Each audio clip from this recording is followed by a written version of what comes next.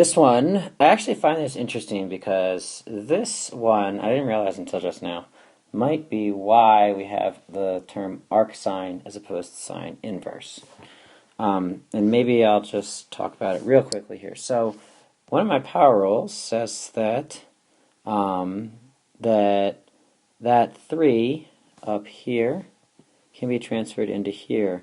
And I think that it might be a common mistake to say, well, oh, I got this, I can use power rules, or exponent rules, I shouldn't say power rule, to say that this is really sine to the negative 3 of 4x, right? And that's clearly not right. This is sine inverse of 4x, then cubed, right? So this is wrong, right? And you should see that if I write this instead as an arc sine of 4x, I can actually put my cubed on the end, so it's arc sine cubed of 4x, and that would be a better way to write this thing than this or this, really. I'm going to keep it as the 1 in the beginning, so hopefully I didn't just waste a minute and 22 seconds of your life. So, anyway, I need to take the derivative of this thing. You may ask yourself, well, this looks, or say to yourself, this looks really messy. We're clearly going to use this formula. I know the derivative of x cubed is, I'm going to write arrow, this is proper notation, but the derivative of x cubed is 3x squared. Notice in here, I've got sine inverse of blah, blah, blah, blah. So let me just think of all this little stuff that's got the laser that is blah, blah, blah, blah, cubed, so it's in this form. So this is a derivative that I'm going to have to do at some point with this thing.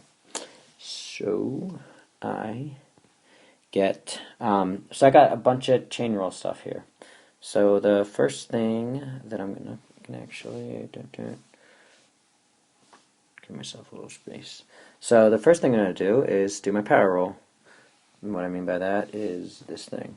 So I've got sine inverse of 4x, and now it's squared, and I need to multiply that by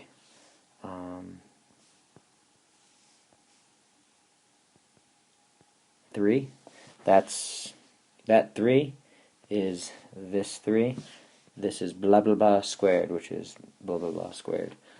Alright, so then I need to multiply by the derivative of this inner part.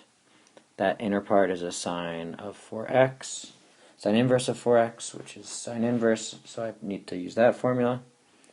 So I get times 1 over square root 1 minus this squared, so that's actually 16x squared. And then I need to multiply. The last step I need to do, and this may be the one that you guys all forget the most, is there's 3 shells to this chain rule. There's the cubed, there's the sine inverse, and then there's the 4 times, right? So I need to do the derivative of the 4 times x. Derivative of 4x is 4. So as I reorganize everything, I get 12, which is 3 times 4, bracket, sine inverse. I'm using the bracket because it's easier for my eyes to see what's going on if I use a bracket. You could use a parenthesis and you'd be totally fine. 4x, close bracket, squared, over, the only piece that I haven't taken care of yet is this, so I get over root 1 minus 16x squared. And that giant crazy thing is my final answer.